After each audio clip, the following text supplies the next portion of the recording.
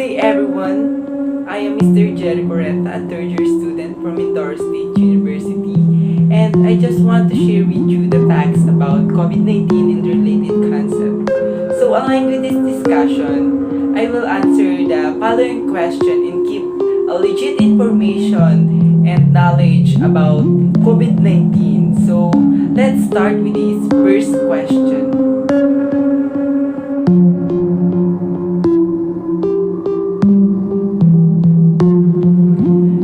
There are so many COVID-19 tests endorsed by the World Health Organization to determine whether the patient is positive or negative from the virus.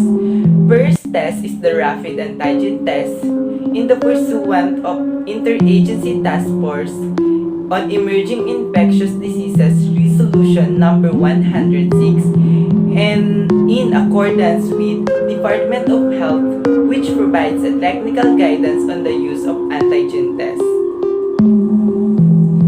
Department of Health allows the use of rapid antigen tests as diagnostic and confirmatory tests for close contact and COVID-19 suspect and probable cases.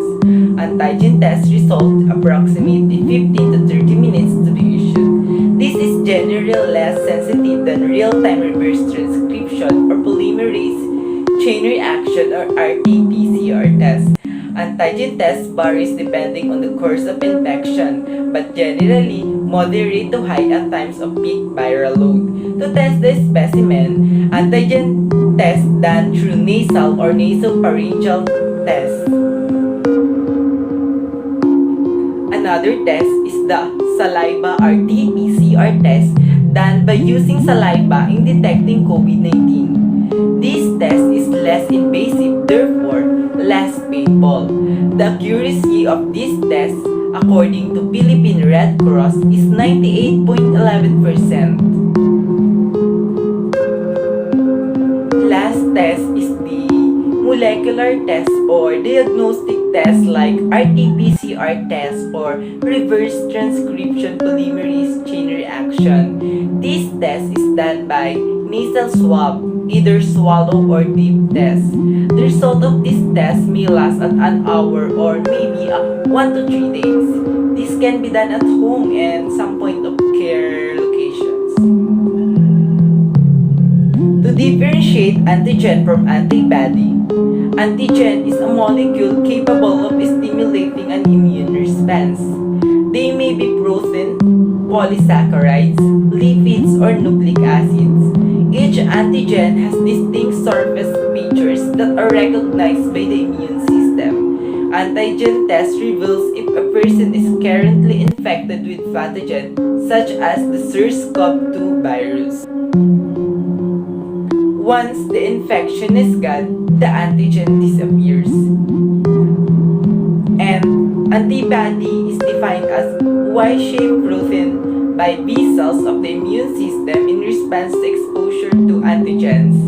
Antigen test reveals if a person has already been exposed to an infection by detecting antibodies in their blood or serum.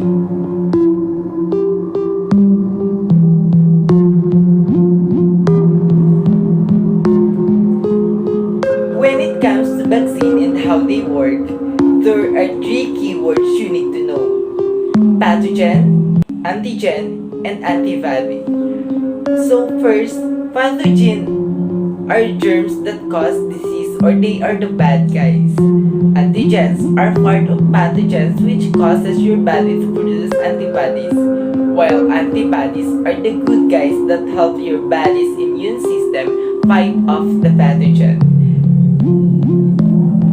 To remove bad guys or pathogens in our body, we need vaccines that are safe and effective. Upon vaccinated, our body may have side effects, but these are normal. It typically takes 2 weeks after you are fully vaccinated for the body to build protection or immunity against the virus that causes COVID-19. With COVID-19 vaccines, it can help our bodies develop immunity to the virus that causes COVID-19 without us having to get illness.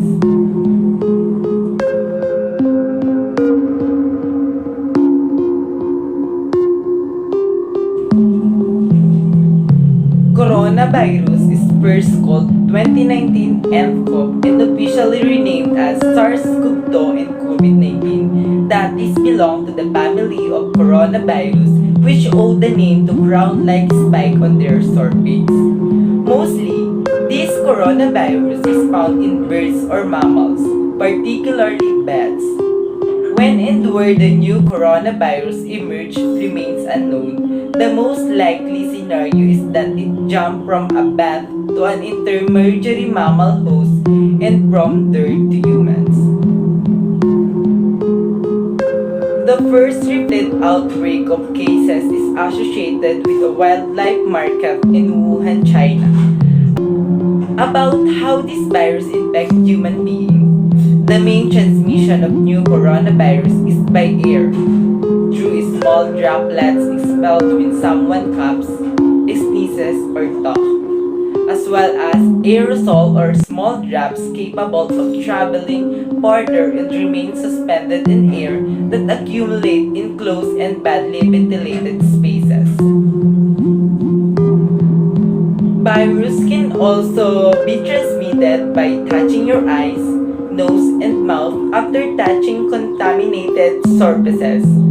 COVID-19 can be transmitted from one person to another person with considerable ease. To estimate the increase of transmission, healthcare worker uses the basic reproduction number.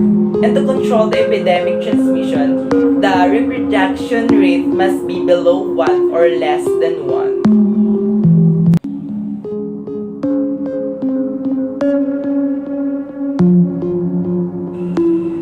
There are over 150 vaccine candidates in development, of which more than 90 have entered clinical trials in humans. Several have already announced preliminary or final efficacy results, and some of them are approved and endorsed in the public by World Health Organization. One of them is the Pfizer-BioNTech that is recommended for people of 12 years and older. This can be done with 2 shots in the muscle of the upper arm, 21 days apart after the first shot of vaccine. If the person had a severe allergic reaction or an immediate allergic reaction to any ingredient in an mRNA COVID-19 vaccine, patients should not get either of COVID-19 vaccines. This allergic reaction may experience within 4 hours of exposure, including hives, swelling, or wheezing. Pfizer-BioNTech vaccine was 95% effective to control the virus. Another vaccine endorsed to the public is Moderna vaccine by Moderna TX Incorporation. This can be done with 2 shots in the muscle of the upper arm with a gap of 28 days apart upon the first shot. Moderna vaccine is recommended for people aged 18 years and older. Like Pfizer-BioNTech, there are common side effects of this vaccine like pain, redness, and swelling. Based on evidence from clinical trials, in people aged 18 years and older, Moderna vaccine was 94.1% effective at preventing laboratory-confirmed COVID-19 infection in people who received 2 doses and had no evidence of being previously infected. Third vaccine is Johnson & Johnson or Janssen COVID-19 vaccine by Janssen Pharmaceutical Companies of Johnson & Johnson. This is recommended for people 18 years and older. Janssen can be done with 1 shot only, and upon vaccinated, person may experience anxiety like rapid breathing, low blood pressure, numbness, or tingling. Janssen vaccine is 66.3% effective in clinical trials. Fourth is Sinovac vaccine.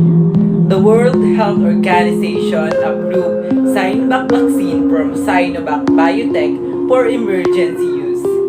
It is the second Chinese vaccine to make the list after the shot from Sinopharm was approved on April. Sinovac vaccine allows 2-shot schedule with a spacing of 2 to 4 weeks. The efficacy of this Sinovac vaccine is 75% efficacy according to Brazil and effective enough to stop the COVID-19 from spreading. World Health Organization or WHO recommends Sinovac vaccine for use in adults 18 years and older. Lastly, Sinopharm vaccine that is produced by Beijing Bio Institute of Biological Products, CO Ltd endorsed to 18 years and older. This can be done through 2 shots of vaccine with 3 to 4 weeks spacing before the second dose. Sinopharm vaccine efficacy for symptomatic and hospitalized disease was estimated to be 79%, all age group combined.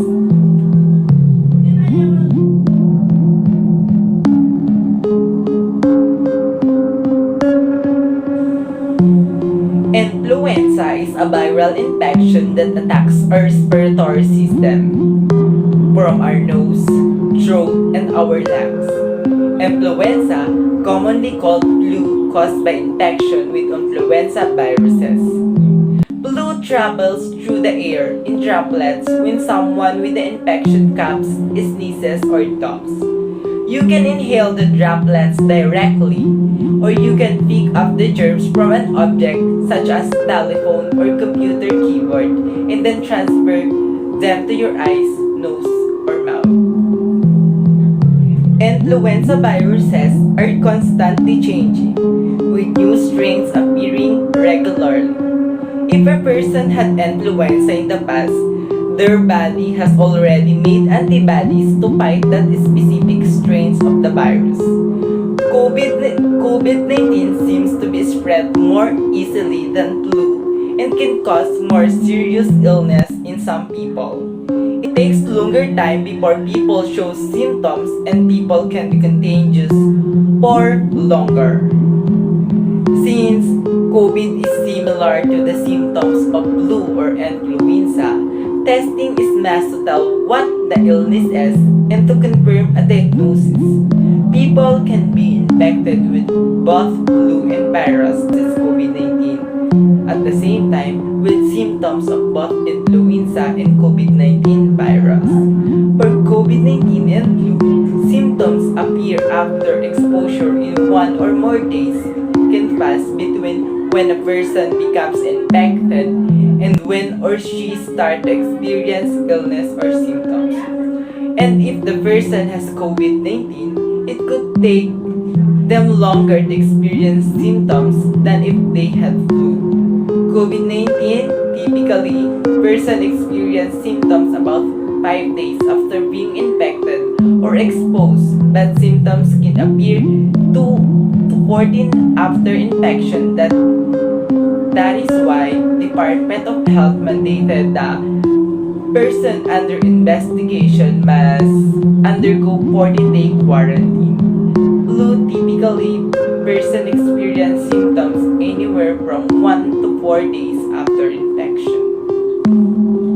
These are the common signs or symptoms of the flu and COVID-19. Fever, aching muscle, headache, dry persistent cough, shortness of breath, tiredness and weakness, runny nose, eye pain, vomiting and diarrhea, sore throat, and loss of taste or loss of smell.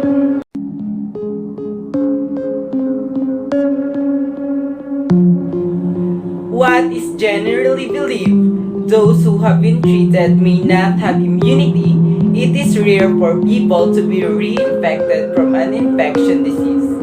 Scientists have been left confused and uneasy by this reinfection, while most still believe that some people may catch an infectious disease again.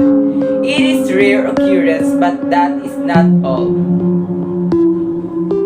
From a study by the Lancet Medical Journal reported that Coronavirus patients can keep the pathogen in their respiratory tract for as long as 37 days, meaning that they could remain infectious for many weeks given that the current quarantine period is recommended as 14 days. Patient might remain contagious longer, unwittingly spreading the virus further. Hence, self-quarantine period be increased to over a month. Some patients who recover from infection found that they have organ damage to the lungs that may lead to complication later in life such as pulmonary fibrosis. This finding is a clear reminder that we still don't know much about the virus, how it affects people for how long, and how to treat and completely control it. Individuals who became infected with the virus develop antibodies. Upon recovering from the virus, you must continue to follow health protocols. First, basic preventive measures to avoid reinfection are washing your hands frequently, covering your mouth when sneezing or coughing, and use face masks.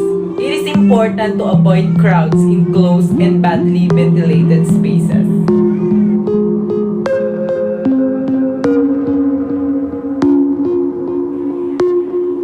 The Delta variant is a little different than the original COVID-19. It is known as a super transmissible.